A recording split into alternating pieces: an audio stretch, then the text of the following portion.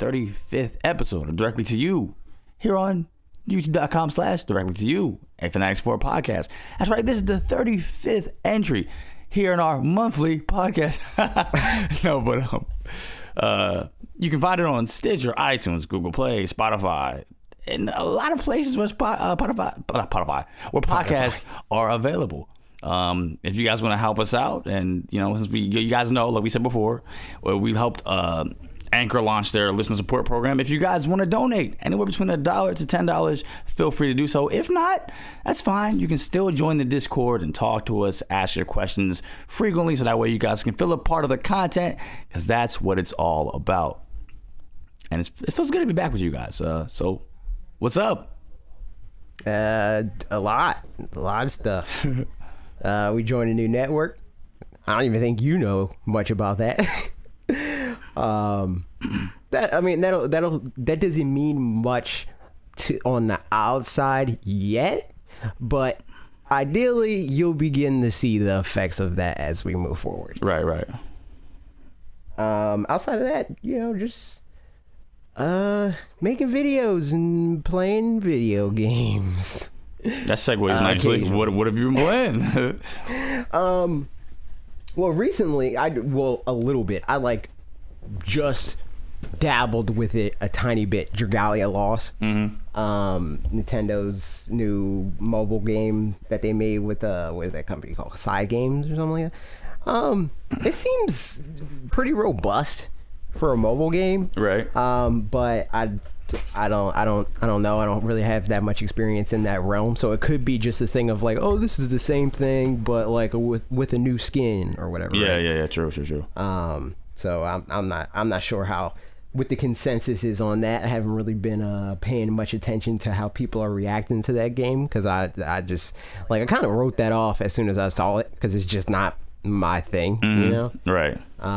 So I was just kind of oh, that's cool, a new thing for people to get. It's accessible because it's on a device that everybody has, but beyond that, I'm not super interested in it. But I mean, more importantly, you got something recently, and I have been playing this, not as much as I like to, but free product provided by Nintendo. Provided by Nintendo. Thank you, Nintendo. Xenoblade Chronicles 2: Torna the Golden Country, and I like it. I like it a lot, actually. But I just like Xenoblade in general, but not much is really. I don't know if I know you played Xenoblade, the original, the second one. Yeah. Not much. I played a bit of all of the Xenoblade games. Yeah. And by a bit, it's RPG standards. I play 16 hours of Xenoblade Chronicles 2. I played 16 hours of Mario Odyssey. People be like, "Oh, you're almost done." Right. Yeah. But Xenoblade Chronicles 2 the is surface. It's you're casual. You put 16 hours in the Xenoblade. Yeah. What a casual. But I'm liking it.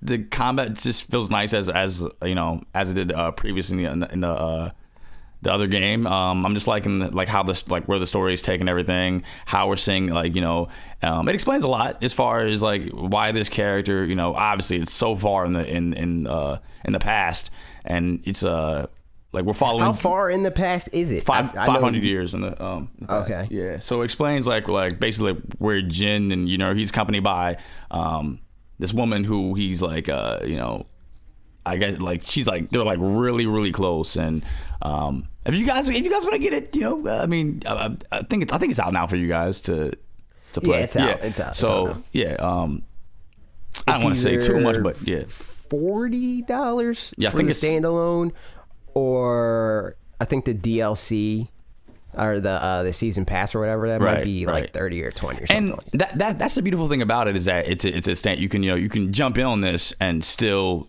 not get spoiled or anything. And it's a nice prequel. Yeah, I think that's probably the first time Nintendo has done something like that. Because usually something like not Octopath, I always do that. The Octo expansion, also free product. You need Splatoon 2 to play that. Right, you can't just download just the Octo expansion. Yeah, that's dope. For this game, you could just get the standalone Torna expansion and play through it like that. Yeah, so, really dope. Really dope. That's an interesting precedent. Highly recommend for anybody was like on the fence about it. Highly recommend this. That's probably a new thing. I don't think that's ever happened. As far as like playing a game, like this is good. Dude, this is actually worth. Yeah, exactly. Yeah, which is weird because like people would expect like, oh, you got this for free. You're probably going to say all of them are worth it, right? But this is the first time that's like, yeah, I recommend this. No, yeah, it's true. You haven't had any. I think you had some. I had a couple. But usually it's like, I don't know. Maybe I'm just biased, but I feel like not biased towards the people that give me the game, but biased towards the type of games that I choose to play. I feel like those games are more consistent. Like RPGs are right. You never know, right? You never know what you're getting your feet into, especially like toss around so many different developers and like their way of approaching this genre is like right.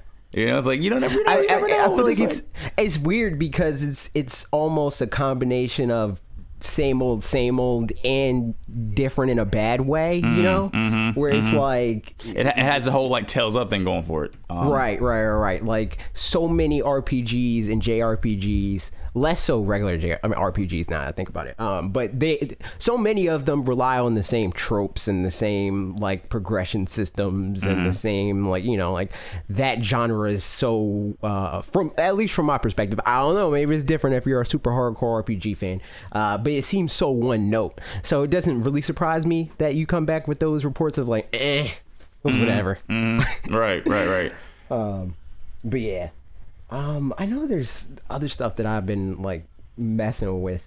Did I talk about Hyrule Warriors already? I think I remember you touching on that a little bit. I think I talked about it in a video where I mentioned I had it, also provided by Nintendo. But I was going to make a video about third-party Switch developers and how I think they should go along the same lines as Hyrule Warriors in the way that a lot of them have something that's less or historically has been less marketable to the Nintendo fan base. So they kind of Trojan horse in their gameplay with Nintendo's stable of characters. Yeah, right. Upon playing it, I can't necessarily say that I would want them to do it in their way. That team specifically, because that game is like mind-numbingly boring. I get why some people like it. Like it's the whole like Doom situation of like the game makes you feel so powerful that it's just like it's like veg out and play the game sort of situation. Right. Yeah. It's not like you're trying to necessarily challenge yourself per se. So that is a thing, I guess, but for me, when I'm playing a game, I want to be like mechanically challenged in some way, shape, or form, and that game does not do it at all. So it's like I just was like really bored by it. I don't know. It does have like the whole like co-op and stuff like that. Maybe the experience is different if you play it like that. But I did not. So I did not enjoy. Yeah, I feel like a lot of those games in that vein, they just aren't. Like you said, like they're not made or set up to really have the player feel like, this is freaking, we're going to challenge you here. We're going to give you these many obstacles. It's just you run through a wave and it's like you start off with every cheat code in the game. Yeah, it's I don't know. You're not really striving to. It's not a thing where it's like, okay, I'm gonna get better at this, or you just like you said from the jump, you already know what to do and how to do it, and they don't really give you any like real like hard pushback or anything. There's no resistance. The only resistance that I faced through playing this game is like, all right, but like, where do I go? And that's hate like that crap. That's not a good. I hate that type of resistance. I hate that crap so much. So it's like, I mean, and to be fair, the game like communicates it. It's like, here's this spot on this map, but there's so many different spots on the map, and it's like, I don't know why you want me to go where, and it's like, I just felt like I would do things that were on the map, and then it's like, okay, this is done, but I never like. Went through intentionally being like, okay, I got to do this, and then I got to do this, and then I got to do this. I'm like, the map tells me to go here. Why? I have no clue, but the map tells me to do it, so I'm going to do it. Right. Exactly. I don't know. It's like, but again, that game has its audience. If you know you like those games, you'll know you like this game. And again, I mean, to be fair, it is a port of a game that's been on every system ever. No, it's not. Yeah. It's been on Wii U and 3DS. Which it just feels like it but a lot of people have 3DS. Yeah, I was gonna say it just feels like because like it's basically just a skin change, like from these Warrior games. Yeah. Also true on that point, but I was more so talking about Hyrule Warrior specifically. Yeah, because it is on like all the Nintendo platforms, but not like when I reconsider, I was like, wait, the 3DS port's not really that good. I think that it might be Fire Emblem Warriors that this is the case for, but I think you can only play Hyrule Warriors on the new 3DS, so that might lessen the amount of people. I didn't even think about 70 million or whatever. I didn't think about that. I don't even know. I wonder what the sales are. Now you know they haven't done that a lot as far as like that whole like barricade as far as like this is can only be played on the new 3DS. There aren't a lot of titles that fall into that guideline, which is good. I don't think it's good. I think you got like Xenoblade, and then I think I wish that. I mean, to be honest, and I don't know, maybe again this is like a bias thing because I own one. But I wish they did use that more. But that's veering off topic. I don't want to use my 3DS if I don't have to anymore. But back then, I was frustrated because it's like, okay, I got this thing, but why? yeah, that is true. Make me feel special back then. Now it's the same thing, but just it's a different console. Give me stuff for the Switch.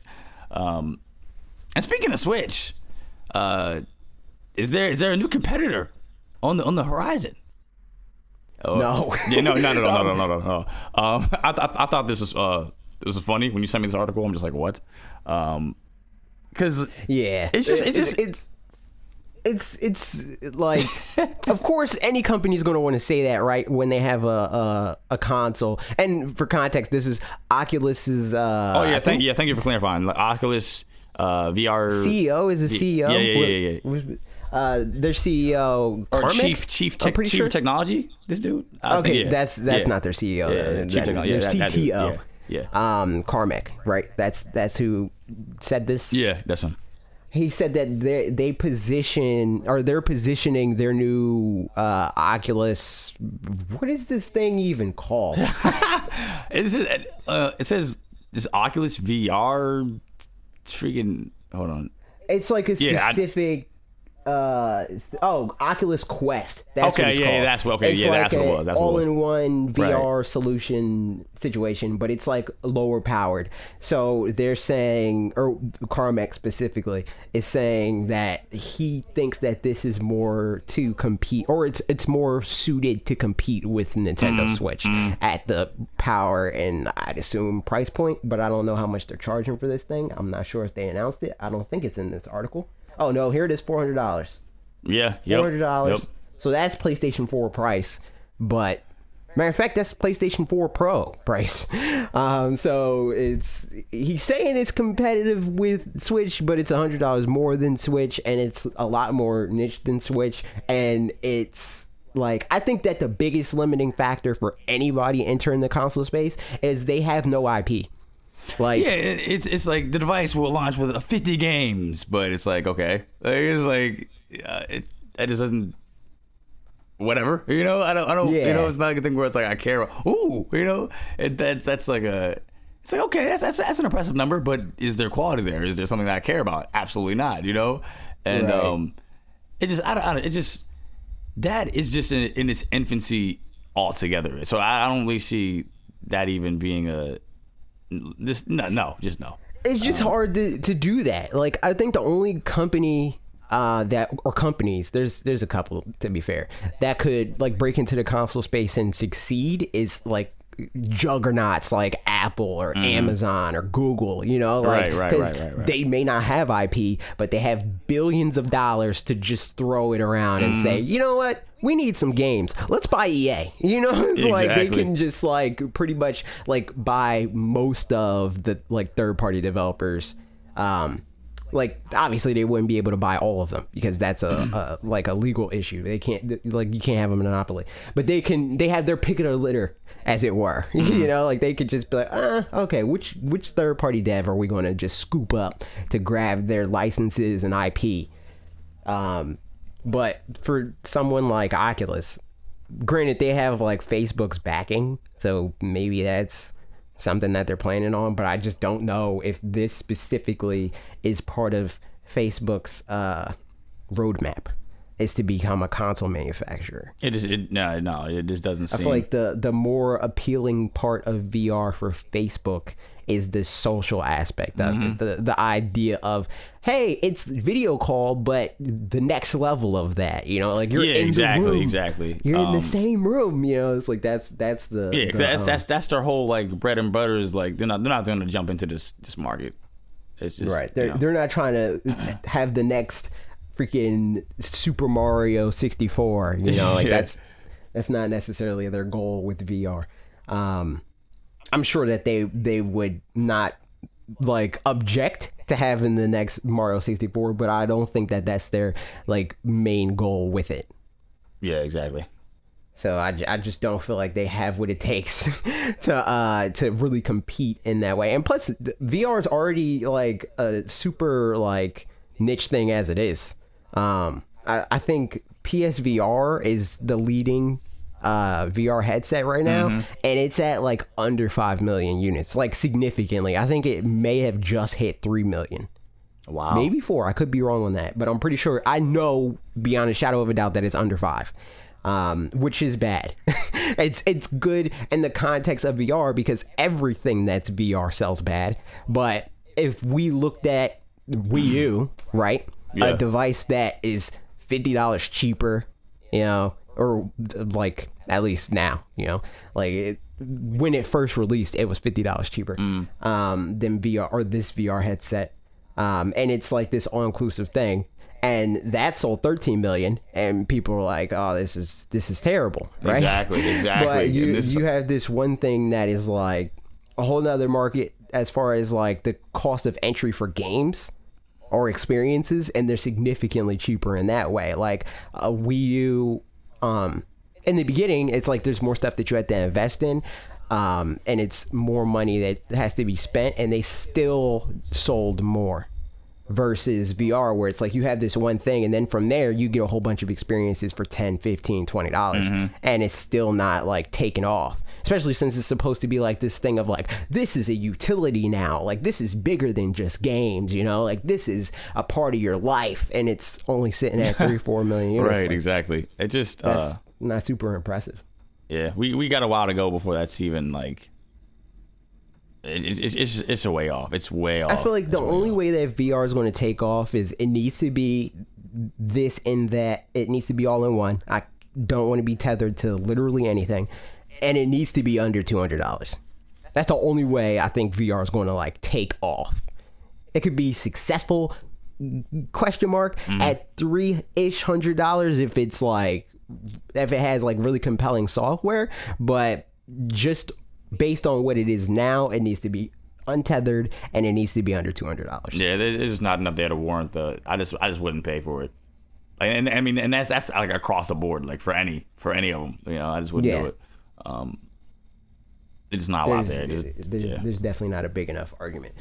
Which on the topic of this, we missed this whole situation last week. Obviously. Right. So I do want to touch on this a little bit. The PlayStation Classic. What are your thoughts on this? I haven't talked to you about this at all. What are your thoughts on the PlayStation Classic? I mean, it's not my thing. I personally don't care about it. I mean, it's like it's cool and neat, you know. Were you a PlayStation kid? Like, did you have the original PlayStation? I did. Oh yeah, we had one in the house. Okay. Did you just have that, or did you have that in N64? That both. Okay. Both. So that the same situation. But my, you know, so around that time, like my fondest memories are with the N64. You know, so right. I may have a select few games from the PS1, but it's not a big enough thing for me to even want to like care about it. It's not for me. The hang up for me, because it's like, you know, like whenever they do stuff, and Nintendo did the same thing, and I mean you're going to want to do that. When you're marketing these things, it's like, oh, remember these sounds and the look of this thing and how this game was and the whole experience of it. Now it's mini, you could buy it right now and just have it in your living room. Right. 20 games right. or whatever, right? Like that end of it worked for me. Like hearing the PlayStation chime or whatever, I was like, oh yeah, that's cool. I remember that. But the games that they announced, I'm like, okay. It's like exactly. The only game, like even detached from like my personal like games that I care about, right? The only games that I see any type of like real excitement for is Final Fantasy VII and in parentheses or with an asterisk Wild Arms. And first of all, those are both RPGs, which is in and of itself as we talked about, like an acquired taste, as it were. Final Fantasy VII is like a different story because that game was kind of like a phenomenon. So like I feel like that game is something that's like that's a Super Mario 3, right? Like that's a game where it's like, oh yeah, everybody remembers that from that era or whatever, right? Yeah. That's a tentpole game of this generation, not even just for PlayStation, but that generation. But Wild Arms is like just like a touchstone in some people's childhoods, where it's like, oh yeah, that game's really good and I like it, blah blah. Outside of that, none of those games matter. Man, it's like Tekken 3. About Tekken 3, man? Ridge Racer Type 4? Like, no. I don't. It's just not for me. And even like the heavy hitters that I can think of, like, and that's the thing. That's the other thing that like comparing it to how Nintendo advertised the classic consoles, right? Or their classic consoles, I should say. They announced everything from the gate. And they came from the door with their biggest games. So right. Assuming that PlayStation came with their biggest games, which I hope they didn't for their sake. Okay, it's like, I wouldn't pay $100 for those 5 games. Like what else is there? Like, do they have like a Spyro or what? I don't even know.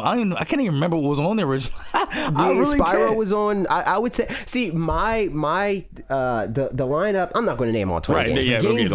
Games that I think that are like no brainers or should have been no brainers for the PlayStation Classic is Metal Gear Solid. How do you not leave with Spyro? That? Like, how do you not leave at with least that? one of them, if not all 3. Crash Bandicoot, at least one of them, if not all 3. Resident Evil 2, I guess, because that's the one everybody. But they're making a remake. And see, I'm glad you pointed that out because like that just proves like you're speaking like objectively. Like this will help you guys out because you don't even like Crash. Yeah, exactly. So Castlevania, exactly. Shadow, Symphony of the Night. Shadow. I'm thinking their newer game. But Symphony of the Night, that's a no-brainer. Let's see. I don't know. A lot of people were floating the Mega Man X PlayStation games. A lot of people were floating Mega Man Legacy or Legends. That's what it's called, Mega Man Legends. What else? PlayStation. Twisted Metal. Oh wow! Is another I didn't know one they had Twisted Metal back then. Wow, that's crazy. You didn't? No. Wow. That's been wow.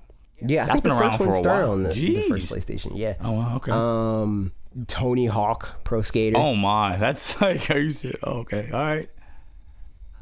What else? I know one of them. Was that the wildly successful one? Or was that Pro Skater 2? What, Pro Skater? They're all pretty successful. I think the most successful one is probably Pro Skater 2. Oh, that's what I was thinking of. Like I know one of them was like crazy, but yeah, probably. Yeah, like one of them is like the best, like one of the highest selling. Well, yeah, but I mean, like one of them's like one of the highest rated games from IGN specifically. Like they gave that a 10, and which is weird. It seems weird for a game like that to be a 10. Yeah, it is. It's so neat and like niche. Like that's weird. That's really weird. Parappa Really weird.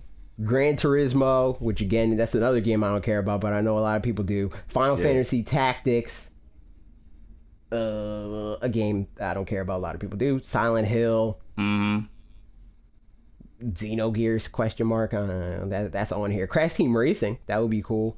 I think that Crash Team. But the problem with this, right, is most of the games that I mentioned, are already available on everything. That's what I was going to exactly. Like everything on here you can get on the PSN, like the network. It's not even just that, but like even like with their heavy hitter, right? Final Fantasy VII, the biggest game that they have on there. That's coming to Switch in a couple months. Yeah, true. So it's like not only is it available on your console, it's available on your competitors' consoles. You know, it's like yes, a lot of the SNES and NES games are available on a lot of Nintendo platforms, but they're not available on their competitors' platforms.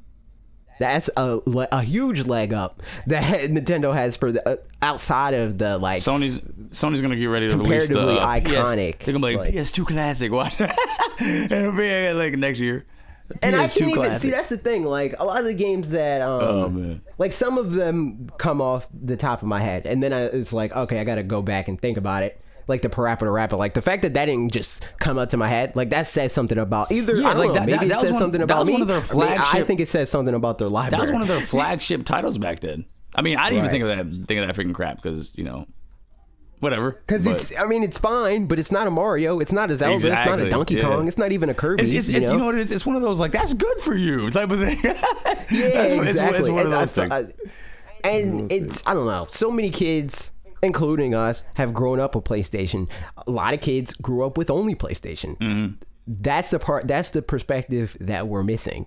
Because we didn't. So it's like we had the Nintendo part of like, yeah, the PlayStation is more popular, but not even on a hipster thing. Nintendo's games on like, especially during that era, are just better. You know, like that's the reason why people are still talking about Mario 64. Yeah, I don't know anyone that's gonna be like, what? And this is a game that was on a console that sold a fourth of what the PlayStation did. So it's not a nostalgia thing. That just wouldn't make sense because 4 times the amount of people have nostalgia for that era with PlayStation, not Nintendo. So it doesn't make sense for people to like pull that card on this specific era.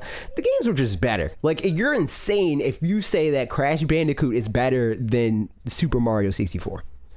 And again, this comes from somebody that thinks that whole generation across the board is trash. Like there's some minor exceptions, but for the most part, that generation is not good. So I don't know. It's like you're the weakest link in the weakest generation, but I feel like they're still going to succeed just because of the sheer amount of people that only had that. Yeah, but. It's a no for me. I'm gonna have to nah. Yeah, I'm not. Yeah, it's off the bat, just not for me. And to be clear, like I didn't even buy the NES or SNES Classic, and it was not provided by Nintendo. So it's not a like oh you're a Nintendo fanboy, you buy whatever. I didn't buy those either. And those had games that I was like, man, especially SNES, like those had games where it's like, man, I love that game. I would get that. I like that controller. I like that console. Blah blah blah. Right? But it still was like I'm not huge on novelty, and I can get these games elsewhere. So why do I need to spend $80? We feel pretty stupid now, considering both members of Nintendo Switch Online. Nintendo Switch Online. Become a member today. Freaking plugging that out of nowhere. Oh my god! Product provided by Nintendo. Right. Do you want to talk about that? I don't know. I guess we can just. Since we didn't talk about none of the stuff last week, this might end up being a longer podcast. Yeah, I don't know. That's fine. Yeah, I mean, people complaining. I signed up immediately. I was like, yeah, like it's $20. It's $20 for the year. And again, I feel bad because I did not pay the $20. I was ready to pay the $20. Like I was fully resigned to it, right? Like way before it even came out, I was like $20. That's nothing, right? Right. But I got the email from Nintendo. What am I going to do? Say no? Why? Yeah, true. Like you know what?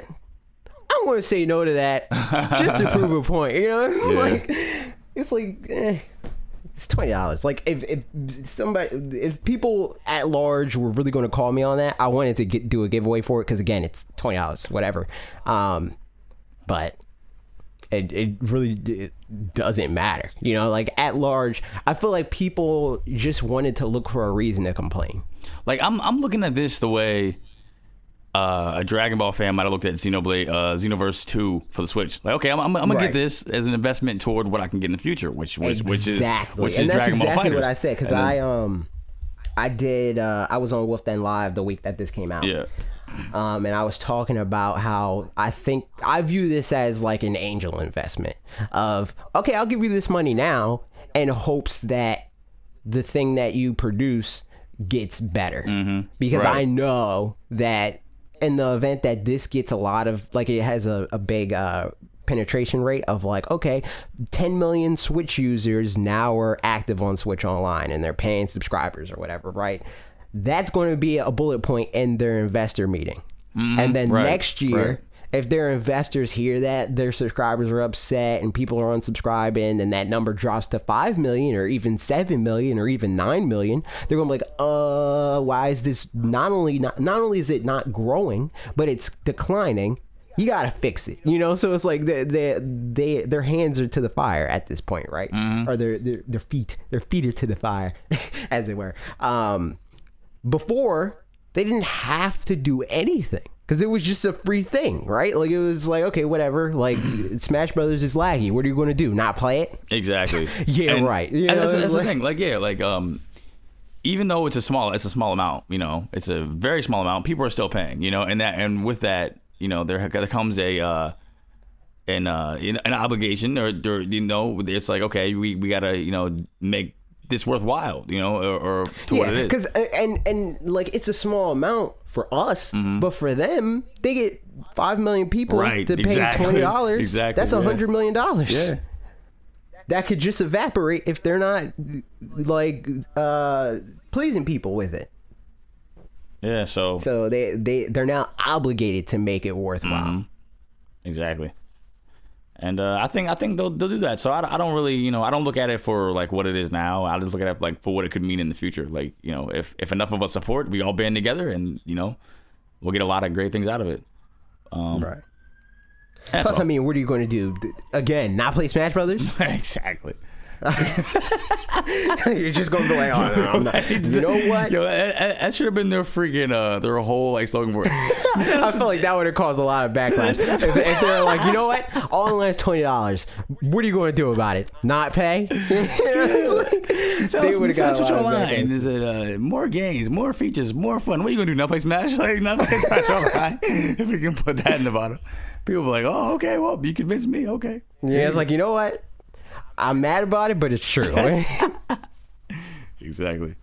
And speaking of being mad about it, but it being true, Bowsette, people are mad about it, but it's a thing that exists now, and or at least among the fandom. You know, I mean, it exists. Like, just in general, like, this thing exploded, and it was like, I like saw it happen slowly, like it trickled. Like, I saw a post from AC, he shared it. And he's like, oh, I don't even think he said anything. He just shared the meme. And I was like, oh, that's the thing, whatever. It's regular weird stuff that AC shares from time to time.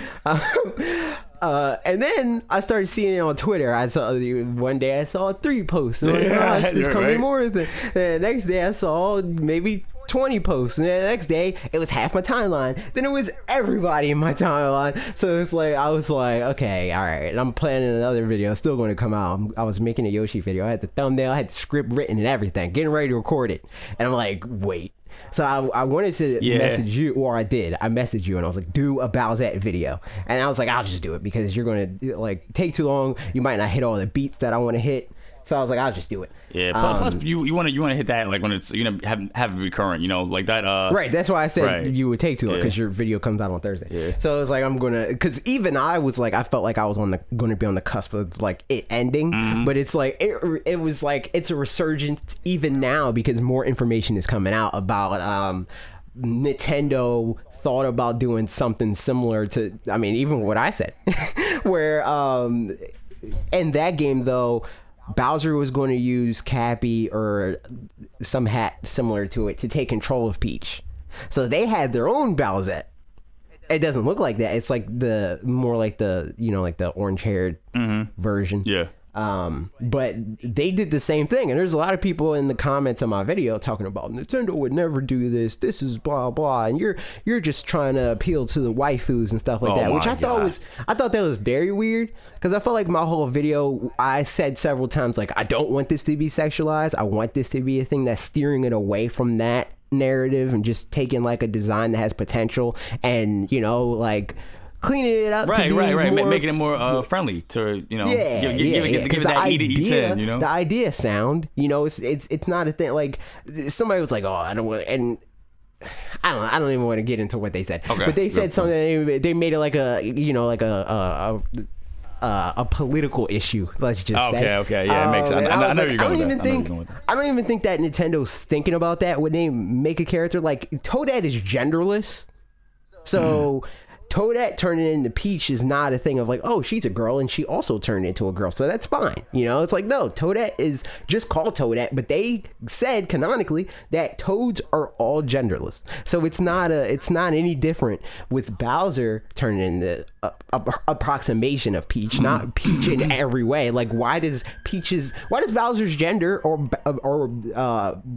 Peach's gender or whoever's gender matter in Mario? You're not going to ever see any indication of any of that. Of course they would freaking they would try to twist that and spin that into some whole freaking like a whole thing. Agenda, you know, like exactly. It's like a whole thing that it wasn't even meant to be. It was just, hey, Bowser wants Peach. Let's think of a reason why, and you know, make a game out of it. And let's also clean up another thing that was getting politicized and like that is going to offend people if it came out. And now it's like, hey, this girl's superpowers PMS. You know, like, yeah, right. So it's like that was my whole idea of it. Like and no way, and that's why I went out of my way to not show that many. Like I didn't want to show that much fan art of Bowsette. Me and Brooklyn went in and altered the Bowsette that's in the thumbnail to not have really any cleavage. So it's like we went in and redrew that in Photoshop for that reason, and people are still like, "Oh, you just want a waifu." It's like, no, I went out of my way to not have that. Actually, right. People who don't appreciate the subtleties and the different changes that were made to the video, just like, oh, this is what I'm seeing, so this is what I'm assuming you're doing too. Yeah, exactly. But I mean, on the whole, the video's positive. It was like, for a while, I felt like, because the comments were like a lot different from like the like, you know, like the engagement that like the like to dislike ratio and stuff like that, right? Like all the comments are like, oh, why would you do this? But I mean, the tone, I can't read tone, right? So they're most likely like, haha, you're one of them, you know, like joking. Because the like to dislike ratio is like, I don't know, like 5% to 95 likes. There's like 900 and something likes and like 50 dislikes, I believe. So on the whole, people get it, you know, but it's still like it became a thing that it wasn't meant to be. Like, I'm not trying to make no type of statement of like, I want Nintendo games to be sexualized. Yeah, right, exactly. No, I don't want that. This is my political stance right here. This is what I was going for. Like, no. Yeah, exactly. That's not at all what I was trying to do. It was just, I think the design has potential. I think that Nintendo has a long forgotten game that a lot of people like, and a lot of people, even if they didn't like the execution, they like the idea of playing as Peach in her own game, you know, because like every other Nintendo character gets their own game. Every other leading Mario character has their own thing. You know, right. Wario has his own freaking game. He has 2 series. Granted, Wario Land is not like current anymore, but he still got it. Exactly. Luigi has his own series. Yoshi has multiple. You know, so it's like Peach should get a game or another game. So that was like my main thing of like, hey, Peach should get another game, and here's a reason to do it. And it made sense, and I concur. I think it made a lot of sense. I like the ideas presented, and I think it really speaks to just like, you know, this is why Bowser was this is why Bowser was chasing Peach, and this, you know, it just, I think it's a very interesting idea. I think they should run with this. You know, like you said, clean up Bowsette and make it work. I think it could, honestly. And so many people are like, no, this is dumb. I don't, you know, somebody I know personally is like, I hate Bowsette. I'm like, why? You know, I was like, why do you hate it? Yeah, I think that's another thing that's weird, and I pointed out to a lot of people in the comments where it's like, oh no, this is just a character that's like lewd or whatever, and it's like, okay, if you resign yourself and your interpretation of a character to how they're interpreted on the internet, then every character is screwed, because there's lewd fan art of Peach. Sorry to tell you, right, it's like exactly. every character that you can think of has Bowsette-esque, fan art all over the internet, So it's like it's not like, oh well, that character's been tainted now. We can't talk about that character anymore. We can't put that character in games. It's like, no, like take that character and make it into something that's tame, because they did it. They took a concept and made it into something that was lewd. Do it in reverse. Take your character back and make it something that is presentable. There you go. I don't know how to segue into these comments, but the comments in your video. Sebastian Koal says, I actually really like this idea from a gameplay perspective, especially in terms of getting boss powers, Mega Man style. In fact, this is the only video that I've seen that's made the idea of Bowsette being an actual canon character even remotely tolerable for me. Even so, I think that the idea of stealing Peach's identity will be more fitting for a brand new villain.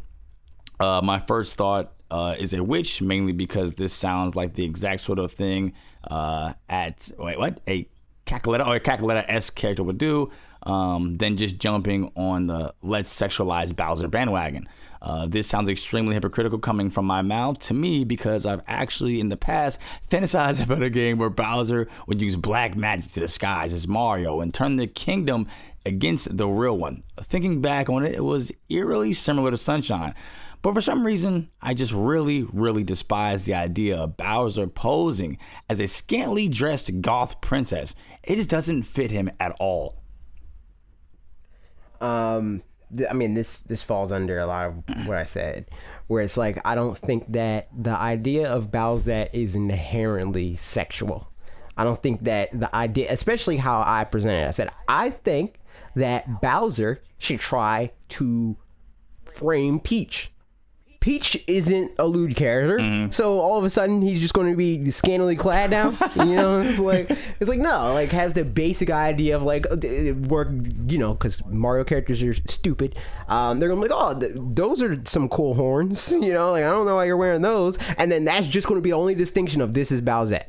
Because she's wearing the horns, and then maybe her dress is like, it's still a dress, but it's a black dress now. Yeah, or whatever, I can totally picture Bowser framing Peach and messing the kingdom up, and then and that would make for a very, very interesting game. Yeah, and everybody was like, when I was like or not everybody, but people were like at the part where I was like, he'll be able to use the fact that he's Peach to like defeat Mario. He doesn't have to like pull a Naruto and do a harem jutsu to like deceive Mario. You should just be like, Mario, you want some cake? Blah blah. Smack. It's like it's done. It's over. It doesn't have to be like this whole like Jessica Rabbit situation, right? Like. I don't know, like I feel like it's weird because the people that are sexualizing it are the people that are against sexualizing it, because nowhere in the video did I say anything about making the game sexual. Yeah, I said the opposite of that. So it was just weird to me that the people that are against it are the ones that are kind of like presenting that idea. Granted, there are people that's like, yeah, I want the waifu in the game, and it's like but that wasn't my sentiment, and that's the part that I take issue with, because I'm also against sexualizing the characters. I think that's stupid. It's like it's a game that's supposed to be approachable for kids. I'm not going to say for kids, because I hate when people say that, but it's supposed to be approachable for kids, and that wouldn't be. Exactly. So I don't think that they should make it sexual, but I don't think making a game where Bowser can frame Peach, and to his like the idea of a new character doing it, I don't think that has as much weight. Like with the idea that I presented, it's Bowser has been trying to like accomplish this goal for literal decades, and for him to just finally be like, you know what, I'm done. I'm not trying to kidnap her anymore. If you can't beat him, join him. That would be so much more powerful. Coming from like Bowser, it's like wow, this is in a like cartoony way, but it was like this guy, his character's progressing. You know, he's like I've had it, I'm done, I'm through. I'm a freaking It's like Team Rocket. Team Rocket eventually got to the point where like, you know what, we're serious now, and they still lose, but they try in a more they make concerted efforts. Jesus Christ. Yeah, switching things up, you know, and I think people should be. Speaking of switching things up, we're gonna switch to the next comment. Gideon Davis, you know, that's not a bad idea. The Switch is all about breaking down tradition. Mario Odyssey and Breath of the Wild being open world. Super Mario Party, employing a strategic element, and Smash Ultimate featuring the largest Smash roster yet, and having Spacebound Emissary too. I said it right there. No, I don't know. We'll see. And Nintendo listened to their fans about really becoming a Smash character. Why not break tradition and listen to fans yet again with a Princess Peach game featuring a fan-made character as the boss? Besides, actually having a game that's canon to multiple other games in the series of Mario, whatever, would be awesome. Not to mention, finally getting a Mario game with Mario not being the protagonist. Not that I'm hating on Mario or anything. Yeah, you shouldn't, because Mario's awesome. But yeah, that'd be dope. Honestly, I'm all for it. I'm all for the idea of pushing boundaries, breaking down tradition. We've seen it happen, like you said, Gideon. We've seen it countless times over the few recent years. So they could definitely do it again, and I think it'd have a successful outcome. I think it would do well. Yeah. Same. Obviously. Literally. Why? Is the name of the next commenter. They say, you know, I really enjoyed Super Princess Peach. It's just the concept that Peach's mood swings are her power. That's lame. The game is fun. They could just have made it an elemental thing. Call it the elemental scepter. Give her air, water, fire, earth. I went to a whole like Avatar thing there. Of happiness or sadness and anger. Although I don't know how that would work with the fourth one that heals you. Question mark? Yeah, I gotta agree. I also feel like having it be her emotions was just like, why? You know, yeah, I was like that was like I don't know. That wasn't a good look. Yeah, I don't know who approved that or how many people that went through. Yeah, but I don't think that was a good idea. Women are emotional. Let's make her emotions carry. Yeah. Like what? That's messed up. It's like that definitely would not fly. It definitely would not fly. Oh, today? No, this day and age? No, not at all. Not at all. Not even. I don't even know. Like, if that game would have did better sales-wise, I don't even know if it would have flew back then. Oh, yeah. If it would have yeah, that's true. If it would have had the notoriety, people would be like, what? What is this? Exactly. That's true. That'd have been on all the news stations. Yeah. Video games, freaking hypnotizing our kids into thinking that women are overly emotional. Yeah, right. No good. Yeah, speaking of no good, my video this week. No, I'm joking.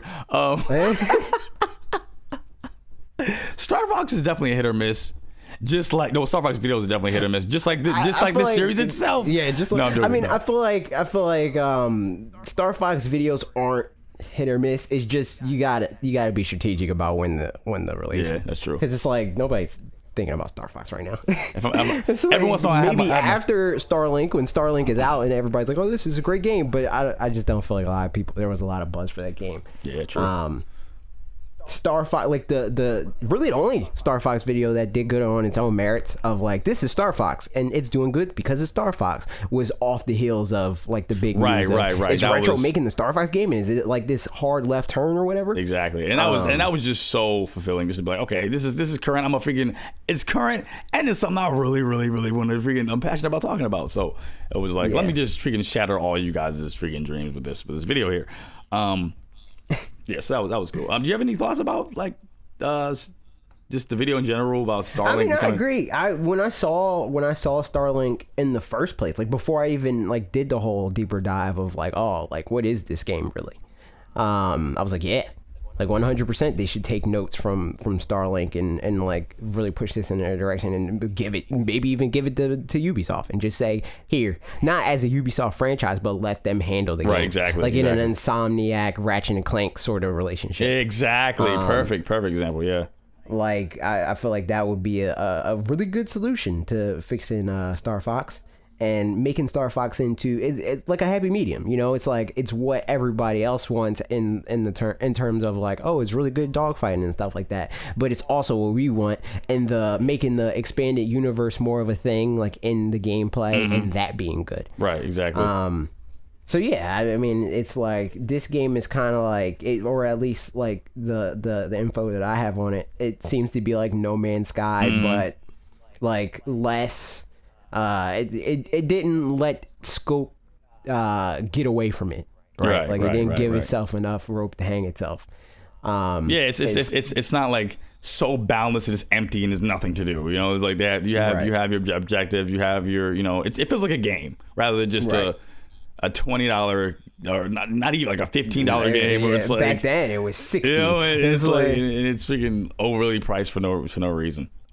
Right. You know. Granted, they fixed it. I know there's gonna be comments in that. They fixed it. Yeah, like 3 years later. I still don't think it's like the thing that everybody thought it was gonna be, where it's like, this is the one game you'll play for your life or whatever, right? Like, I think that I mean, on the topic of Ubisoft, Beyond Good and Evil, based on what we're seeing for that, when that comes out in 2030, I think that could possibly be just how they're talking about that. But and because it's like big studio, big budget, you know. Yeah. So, but I mean, I digress. Yeah. Star Fox. Yes, do it. Let's see what you guys say. You say you say the Synchro Hero. I like that name actually. If Star Fox 64... That's a Yu-Gi-Oh! Reference. Yeah.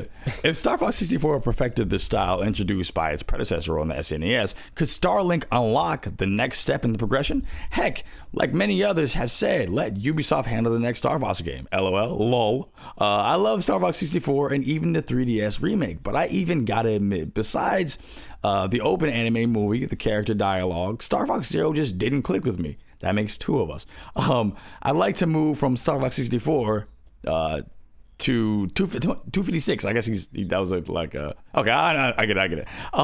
If I want to play Star Fox 64, I'll play Star Fox 64, the 3DS remake.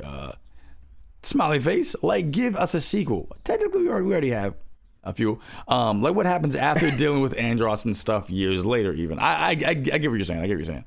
Oh, sorry, there's more. And geez, how many times did I say Star Fox 64? A lot. Yes, you did. I agree. You know, we have a few sequels of Star Fox, and you know they're, I'll say, controversial to say the least, especially the sequel that came out directly after Star Fox 64. But yeah, I mean, I definitely agree. They let Ubisoft handle the next game. I feel like it would be awesome. It's just weird because it's like I feel like the backlash for like adventure, and even to a certain degree assault, is like revisionist history. It's like when the game first came out, and like Metacritic proves this, especially with adventure.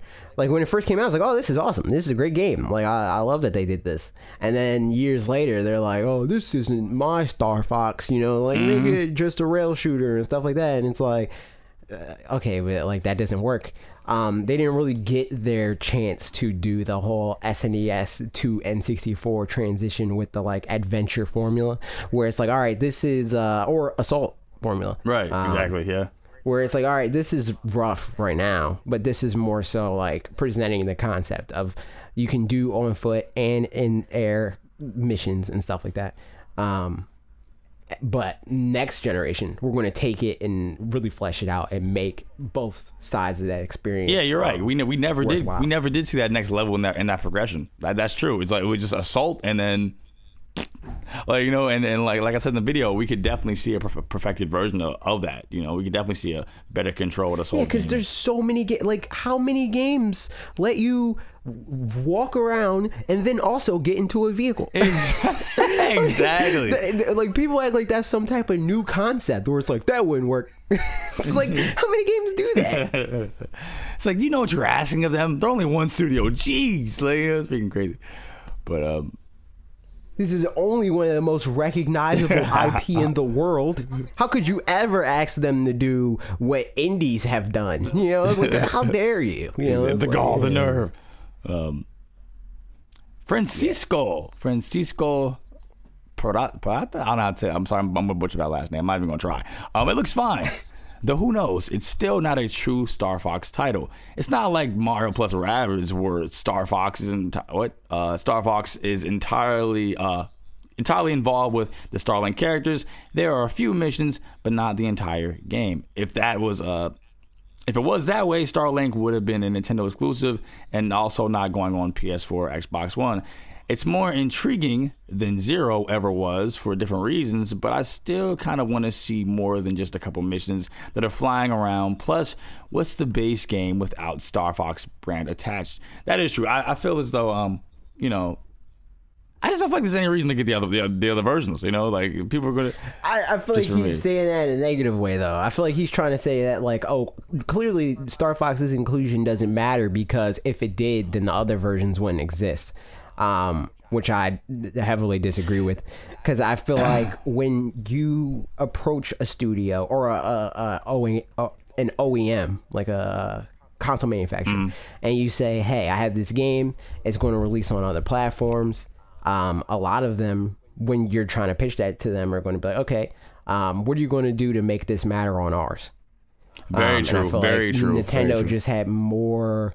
And I mean, the news has since come out that Ubisoft, well, I don't remember. There's people coming from both sides where it's like some people have said that Nintendo brought it to Ubisoft, and some people are saying Ubisoft came up with the idea. The way I heard it was Ubisoft went to Nintendo, was like, hey, we reached out to you, and then yeah, I mean that's how it typically happens. Is that the studio goes up to the OEM and says, hey, we want to use your thing to make our game better. And here's our idea for how we'll do that. And then they say, okay, yeah, let's work that out. And then they might offer hands. They might say, hey, here's this programmer and this person that worked on the game to consult with your game or whatever. And then they make it happen.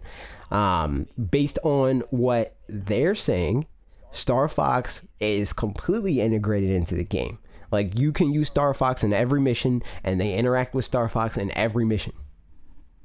There's some exclusive missions, but he's usable in every part of the game, from what they're saying.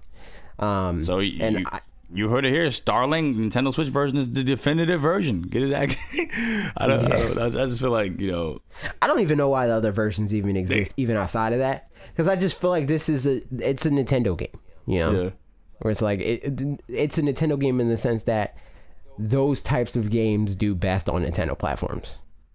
Yeah, I just don't see that. I don't know. I just don't see myself playing this on the PS4 or Xbox One. It just, But then I can say that for a lot of titles as well.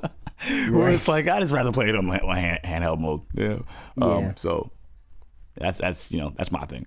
Even removed from that, I feel like there's not a whole lot of people that's like, you know what, Just Dance, I want to play that PlayStation 4. Yeah. It's like there's just certain games where it's like this makes the most sense on a Nintendo That's platform. funny. It's like said by no one ever in a series. Yeah, exactly. It's like I'd rather dig up my old Wii and play it on that than to play it on PlayStation 4. It's like it's just one of those games that's like that, where it's like this is just a Nintendo game. Yeah. Essentially. Makes sense. And I think that we're going to see that play out in the sales. I wouldn't be surprised if the Star Fox, for all intents and purposes, I was going to say the Nintendo version, but Star Fox version of Starlink, outsells the other versions by 4 to 1. Yeah, by far. Watch him try to freaking pull something out of nowhere last week, Halo started. Exclusive Halo Master Chief content. And Ratchet and Clank. Oh yeah, that's something they could have did. I feel like if they did that, then I don't know. Halo's kind of losing its luster, but Halo Once Upon a Time was a bigger game than either one of the games that we just mentioned, Star Fox or Ratchet and Clank. But I was going to say again that it's bigger significantly than Ratchet and Clank, because Ratchet and Clank matters to PlayStation fans, but it's not Mario. Yeah. But Master Chief, Once Upon a Time, was comparable in terms of sale. That's true. It literally carried a console. And speaking of carrying, you guys carry the content with your comments. So we're going to get on to the next one. We appreciate it. Username. What's even the point of this coming out on the other? I was like, wait, I thought you were saying his username was what's even the point. It's funny. But I know you're what's talking even about. the point of this coming to non-Switch other to the non-Switch other consoles? Okay. Everyone's getting this for Star Fox because Star Fox stuff looks amazing. Although the deciding factor for me is the Star Fox content DLC or stuff I have to pay extra for. If I have to pay extra, I'll wait a while, as there are other games I want. But if it's a base game, definitely getting this ASAP. Yeah, me too, man. Me too. Like AJ said, it seems as though like this is. Yeah, I'm pretty sure that you can't. Like, I think that's the way you buy it. You might be able to download it, like a la carte, and then get the toy separately. I think that they did say that you don't need the toy. No, anyway. you don't need it. No. But if you buy the physical version of the game, it comes with Star Fox, and it's like, I don't know, $70, maybe $80. It's worth it. It's worth it to get the game with the toy. I mean, that's the cost of a game in an amiibo. So I mean, it makes sense. It does. So I don't know. Full disclosure, you might not have to pay for it, but it's worth it. Yeah, nonetheless. Highly recommend it, guys. Highly recommend it. And I highly recommend you guys ask your questions on the Discord and just show you love. Ask questions. Just ask your questions for the podcast. So that way we can pull them up here, put you guys on here, give you guys your minutes of fame. And that way you guys, you're part of the content and you are forever immortalized in an episode of directly to you. You know? Sometimes we get the reoccurring ones, but you guys can become one of the reoccurring ones if you guys just keep asking stuff and, Yeah, we had a lot of new people, particularly in my video. There were some new people in your video too. We appreciate you guys so much. Thank you much. I said thank you much. Thank you very much. So the first question of the day is a pretty beefy one. Not too beefy, but it's pretty lengthy. Patar 35. Here's my vision for how Smash Bros. Ultimate Story will end. Sakurai is going to be the final boss and be as hard as hell, but in the end, you have to brutally kill him, thus giving him a reason to never make another Smash since his fans killed him in Smash Ultimate. Hopefully, after defeating Sakurai, he becomes a playable character. To make this a question, do y'all think Smash Ultimate will be the final Smash game? And no, will it just have characters added to it throughout its life cycle and be ported to future consoles? No. Smash Bros. Is too big for that. Yeah, I don't think it's just too much of a cash cow. I don't think that, it's just, and, I guess that kind of answers your second question as well, as far as like, will it just be ported onto other consoles? No, I don't think. No. I think that this would probably be the closest thing to a port that we'll get for Smash Brothers ever again, especially if Sakurai is not on the next game. Yeah. Best believe Sakurai literally always says that he's not going to make another Smash Brothers game. So I don't know why anybody takes his word for it at this point. But because he always says, and this time he made it abundantly clear that it's like, I'm just full of it. I just say this all the time. Like if they asked me to do it, I would do it. So he's going to do it, like he's not, he doesn't have it in him to let them just give that to somebody else. And he knows that they would. So, because it's like, they're not going to let Smash Brothers die. Oh, not at all. This game. Not at all. Like this is going to be the best selling Smash Brothers game, full stop. And that's a big thing, right? Right. Like it's not like how, I don't know, the next Metroid game, right? That's probably going to be the best-selling Metroid game. We're talking 6-7 million units, but the last Smash Bros. Game sold like 12-13 million. Mm-hmm. So we're talking 15, 16, potentially even upwards of 20 million units on this game when it's all said and done. Like they're not gonna not do that again, like they're not gonna say, oh, you know what, we'll just port it. No, they're not gonna do that. They're gonna say, you know what, if we name this Super Smash Brothers freaking Battle Royale or whatever on the Nintendo Swap, it's going to sell 30 million. I hate you, but yeah, exactly. Yeah, trust and believe, even if Sakurai's not attached to, and he'll be involved in some way. He might not be. He might not be the. He's going to be the director of the game, right? But like, even if he's like, you know what, this time I'm serious. With the Nintendo Swap 2. He's going to be like, you know what, this time I'm serious, I'm done. He's going to be an advisor. And then it's going to be like when you're like really young and your parents just like take over your school projects. Mm-hmm. It's going to be like that. It's going to be like, you know what, You're not balancing this right. Just let me do it. Exactly. So at the end of the day, he should have just made it himself in general. But, yeah, exactly. Yeah. So fret not if you were worried about that. Don't worry about it. We'll get more Smash in the future. New games. Best believe that. Next question.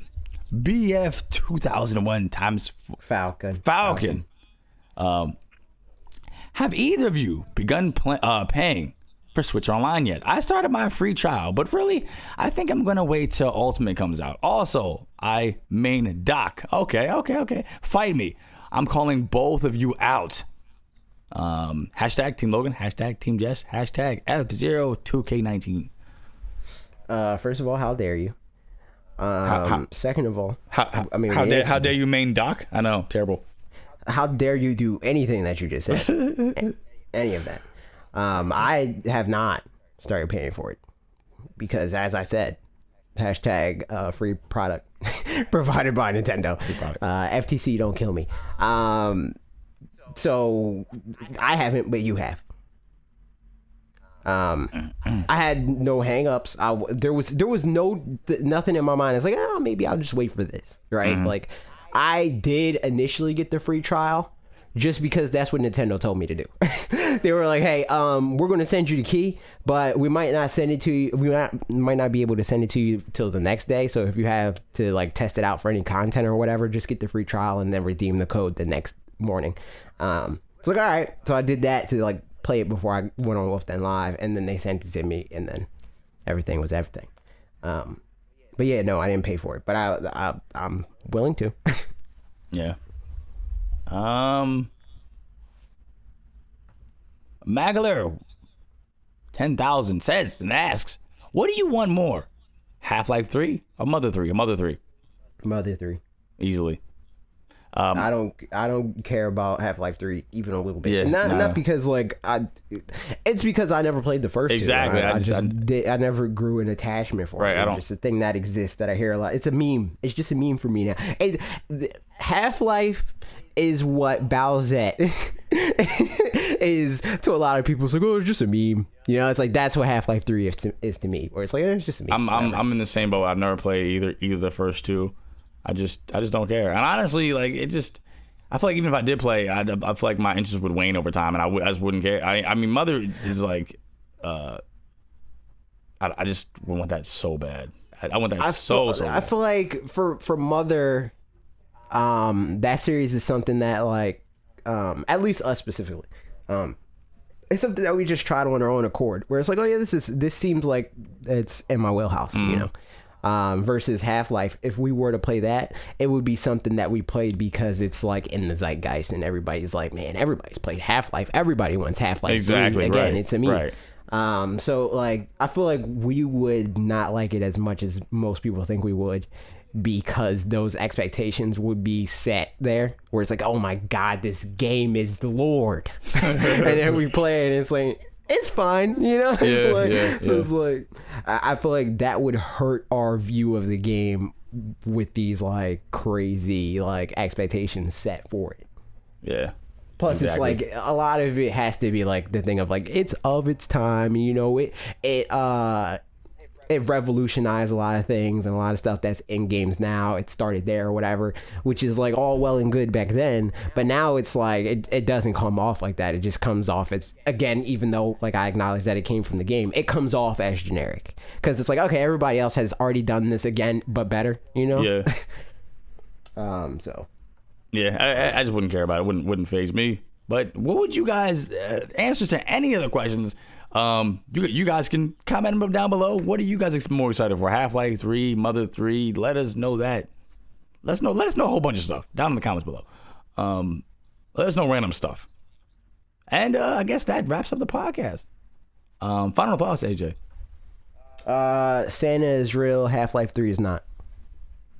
And as always, make sure you guys tune in every month for No, we'll be back on the weekly grind again. You guys heard it first. You guys heard it right here. We're back on the weekly grind. That's you heard that legally binding. We heard it. The class action suit. Exactly. You guys, somebody write up the documents as we speak that he just said it. All right. I'm trying to think. Next week I'll be talking about how I'm playing Mario Party, Super Mario Party. And does that come out next week? Jesus. And I think we can might be some content around that. Just stay tuned. But all right, guys, thanks. Bye. Okay, goodbye.